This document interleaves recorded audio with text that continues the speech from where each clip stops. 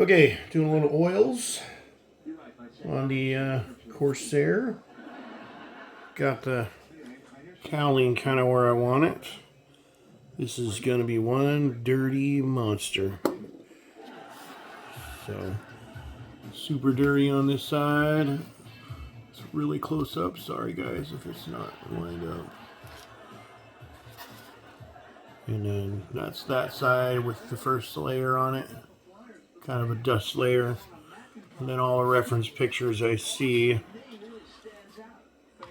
have a bunch of dust on the top because these things were on the beach, I think. So anyway, figured I'd do a little experimenting, figure out how I'm going to do it first, and then do a quickie video on my process. I'm using good old Tamiya panel line black, brown, and some gray for dust. And I probably should pop this out so you can see my palette over here. So I've got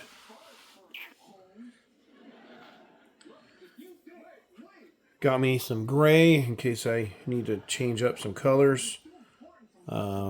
Black, brown, and then this is a mix 50-50 gray and brown. And then I'm just using this as kind of the first layer on here. So I'll try and do this without get my head in the way.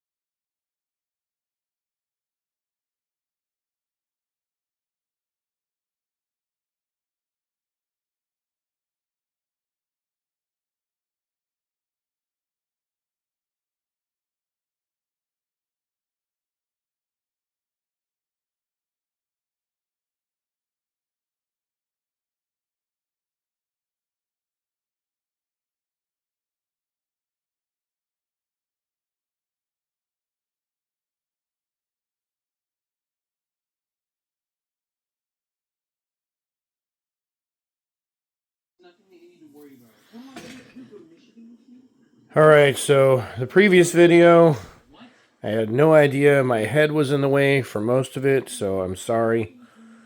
This is the end result of all of that oil washing. So I'm going to do this, hopefully to not get my head in the way. So this is as far as I've gotten. Where's a little pointy stick? So, got my landing gear on now. Finished all this. Most of this color is that one of each part of these. The gray and the brown. Maybe a little more gray than 1-to-1. So I just kind of mixed it till I liked what I saw. Did the first coat, really light, stippled it, let it dry. Tamiya panel line wash is awesome because if I was impatient, I can just take a hairdryer to it and it dries like that. And then I went back with brown. Basically just straight brown, and you can see a lot of the brown here, how it's showed up. And then the really deep areas like here and here and here, I went back over it with pretty much straight black, and then I painted my exhaust, touched these up with the reddish silver. It's like a red silver mix. And then I airbrushed the exhaust. So the exhaust color is like a Tamiya brown with a black mix. And then you can see the difference here between weathered and not weathered. So these are all in. My landing gear are a little off for some reason. This joint right here is loose. It seems to fit in really nice, but I only glued it with Tamiya extra thin, so there may not be a whole lot of contact surface, but that might have saved me because when I set it on its wheels, this wheel is pitched in just a little bit. So I'm going to move it out, see if I can somehow get in there with some glue without fucking up any paint. And then I have to weather all the doors. None of the doors are weathered. None of these little hatches that you put in after the landing gear on are weathered. I did do the last of the one-man army masks on the front of the landing gear doors. So that came out really cool. Can't remember if I had the glass stand at that time. I weathered that. This is glued in now. So I need, oh, and I got the lights all in. Got that light, got this light. Painted it some Molotov chrome. And then see how that lens around there is a little too white. I will have to dirty that up somehow. So this is what she ended up as. And then I've been working like mad to paint things like the propeller. And this is like my... Sorry, this movie is loud. This is my least favorite time because I'm working on all the little piddly stuff. Canopies. Canopy unmasks. Am I the only one who gets this? Probably not. When I unmask the canopy, because I put a paint line wash on it, it gets inside there, so I've got to clean that up. This one looks really bad. It's got stuff all over from the tape, from it wicking in. Oh, I lost one of my 3 mirrors. It pinged off on me yesterday after gluing it on, so I gotta make one. That'll be fun. Kind of tell I'm getting to the end of the build here, so I got all the little antennas to do and all that little BS, and then some final weathering. I put the heads-up display on. Canopy should fit pretty good. Well, it does fit really good. Like, disappears into the cracks. It's pretty awesome. This back piece doesn't fit all that good, but whatever. It's going to be back open anyway, so who cares? So, yeah, got a lot of weathering to do, to touch up, to kind of work it all in. You know, that those doors on the back, on the front look pretty stupid because they're so clean. So I got all that to do. I got all the lights done. So got the wheels and tires on. Got to weather those up a little more. So all the final touches. So this is to the point where I'm excited and I'm like thinking I'm gonna be done in a couple hours, and then you end up spending 2 weeks on it. So what do you do? So I don't want to rush it. It's a beautiful kit.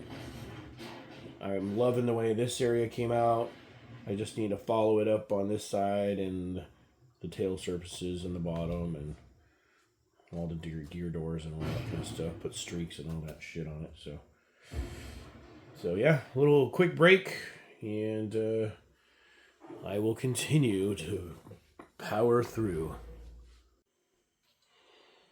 Alright, I think I'm pretty much done with the bottom.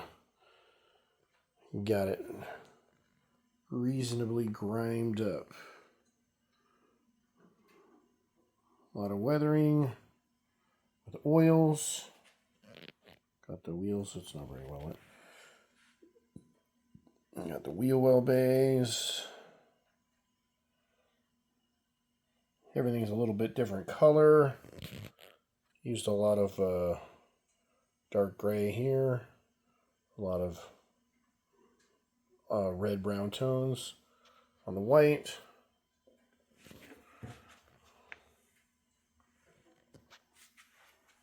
See if I can pick this thing up without breaking it. Got it really dirtied up back there.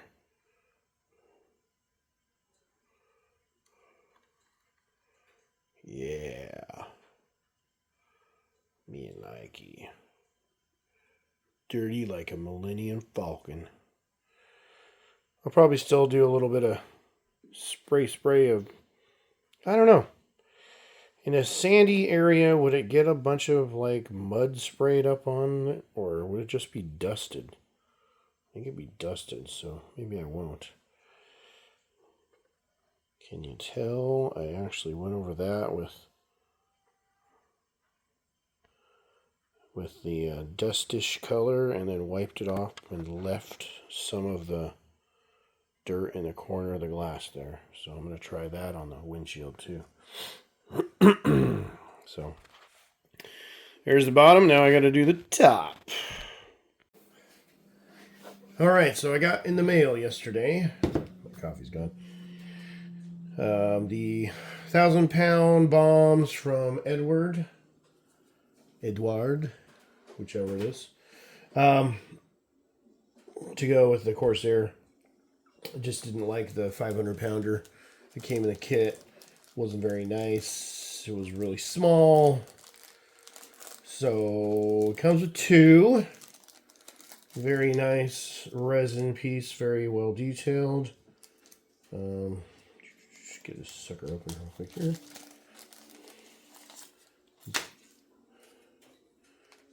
So very nice. Whoa, try and get this in the screen here. Yeah, got some nice detail, nice and solid. And then this very fragile piece, that's, I don't know if this is resin. Well, it looks like it's resin poured. Different kind of resin to make it sturdy enough for the fins. I mean, you can darn near see through them. So a little bit of photo etched, some nice decals, nice little color paint guide. So I got one already built. I'm only going to use one anyway. Got it built, got it painted, got it clear coated. Now I got to put some decals on it and put it on and finish the journey with this Corsair. So we'll take a pause and come back. All right, here I am with my final reveal. I'm done with the Corsair. Time to put it on the shelf and look at it and admire it. Hopefully you all enjoyed watching the build. It's kind of practice for me being in front of the camera. And just wanted to kind of go over the kit real quick. It is, this kit was originally released in 2014. It is 11 years old. Big question, how does it hold up for today's standards? I think it definitely holds up. Instructions are a little over complex. My friend in my club is building one wing up and the other wing out, and these instructions are, in my opinion, a little overcomplicated, and there is actually detail in here that I guess could be deleted, so I'm going to go back in my original statement.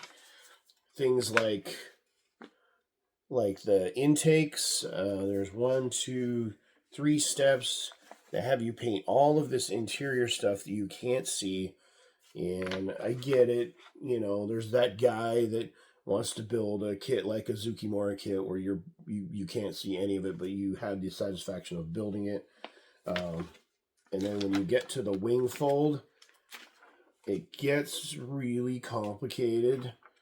This It does have separate instructions. It tells you folded wings are coming. So if you're going to do folded wings, do that. But literally, I stopped right here. I didn't do any of the other back page of this because I did not do folded wings. So all of this, I went through here and crossed it off so I wouldn't go mess it up. But it duplicates everything. All this is duplicated. So it was a little overcomplicated in that sense. Yeah, steps 80 through 122. So, but again, beautiful kit. The wings, so I screwed up. When I did my wing spar, I was in a rush and I didn't clean the sprue crap off. So I actually had to force my wings. So I imagine I've seen other people's wings and they fit a lot better. I have a little line here. It is so dirty you really can't tell, but I can tell. So things I've learned on this kit. I think every modeler always learns something new when they build a model.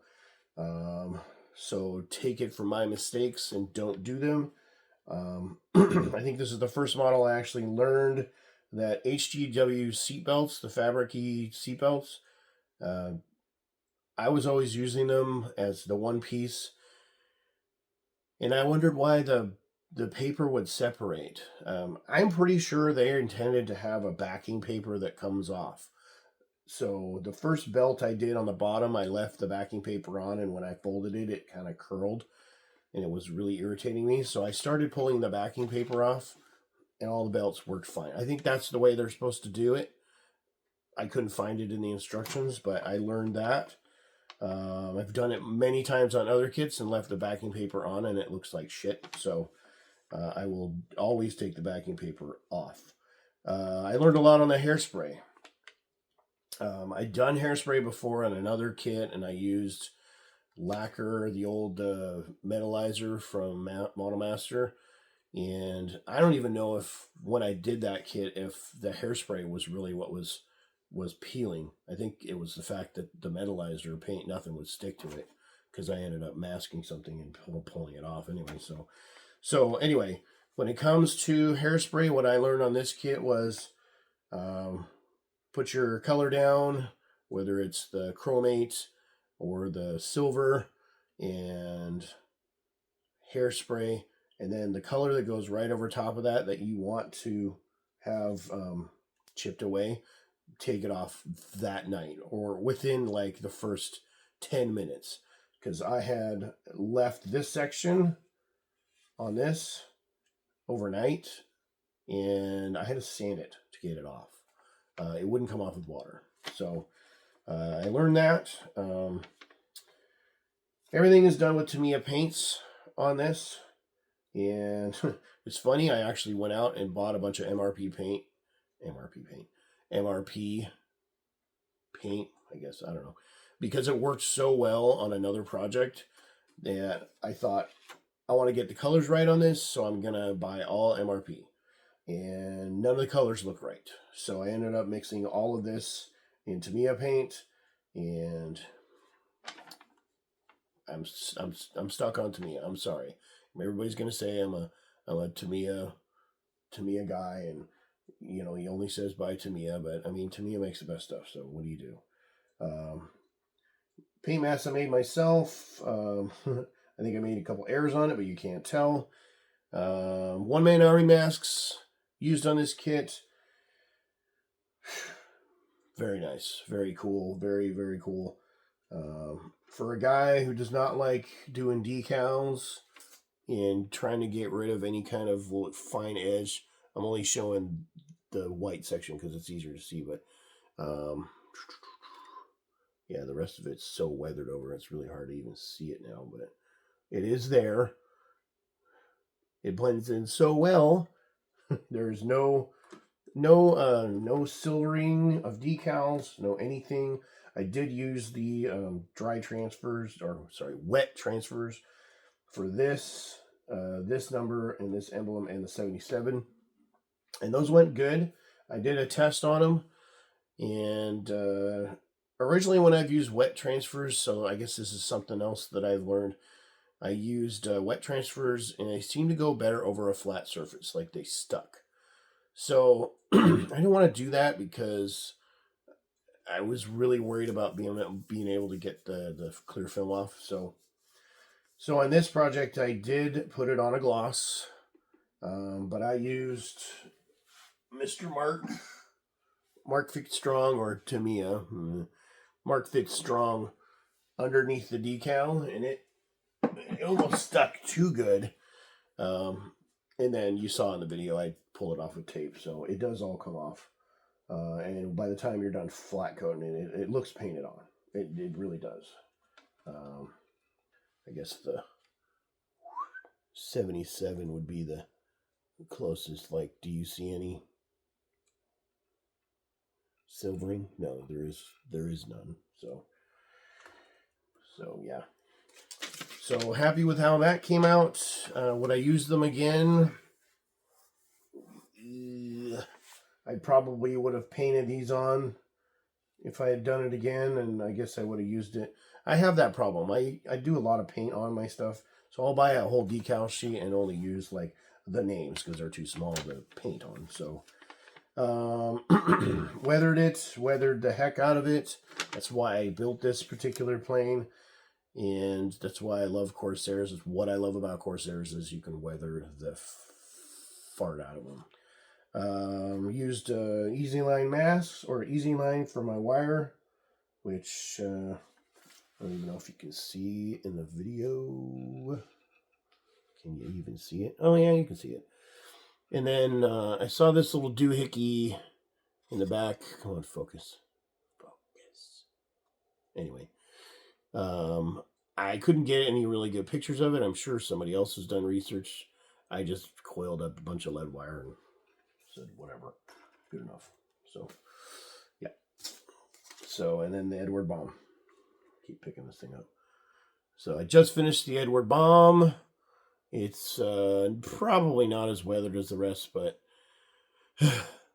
it's the end of the project, and this is what I do. I just get tired. Landing gear. Anybody building this kit? The landing gear look really fragile, and they actually are really pretty sturdy once you're in, but it scares the shit out of me when I glued them down. So contest judges will tell that my plane does not sit perfect. It's higher on this wing. And if you look at the hinge point of this right here, this is supposed to be up against the body, but it was glued to the landing gear first. So this one has a less gap and this one has more of a gap. Believe in the pictures of the real plane, this has no gap. It's all the way to the top. So if anybody else builds this, keep an eye on that. Do some test fitting first. I didn't. I kind of rushed it and glued it. So that's it. That is my Corsair. I've taken a lot of pictures of it.